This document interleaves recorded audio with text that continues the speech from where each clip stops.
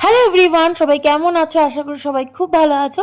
তো তোমাদের তো বলেইছিলাম যে ইলিশ মাছের পাতলা ঝোলের রেসিপি তোমাদের সাথে শেয়ার করব। দেখো, ইলিশ মাছের ঝোলে যে কোনো সবজি কিন্তু দেওয়া যায়। আজকে যেটা করছি সেটা হচ্ছে বেগুন আর ঝিঙে দিয়ে। এছাড়াও তোমরা কিন্তু কুমড়ো দিয়েও ইলিশ মাছের পাতলা ঝোল করতে পারো। প্রথমেই তো নুন হলুদ মাখিয়ে রেখেছিলাম মাছটার মধ্যে। তা মাছটা কিন্তু অবশ্যই ধুয়ে রাখতে হবে, সেটা তো আমরা সকলেই জানি।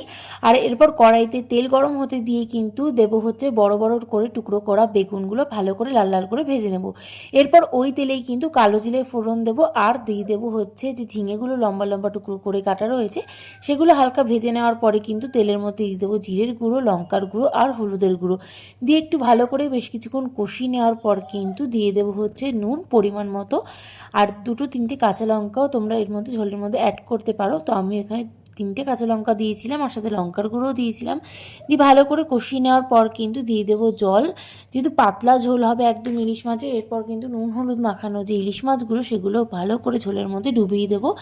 এরপর একটু ঢাকনা চাপা দিয়ে দিতে হবে। ইলিশ মাছগুলো ব্যাস ফুটে এলেই কিন্তু এর মধ্যে দিয়ে দেবো হচ্ছে ভাজা বেগুনগুলো। ইলিশ মাছ তৈরি হতে না একদম বেশি সময় লাগে না। আর ইলিশ মাছের ঝোল বলো, ভাপা বলো, সর্ষে বলো, কিছুতেই কিন্তু মাছ ভাজতে হয় না। আচ্ছা, এবার বলো যে তোমাদের ইলিশ মাছের পাতলা ঝোলের রেসিপিটা কেমন লাগলো? আর ভালো লাগলো অবশ্যই লাইক করে দিও। ওকে, বাই।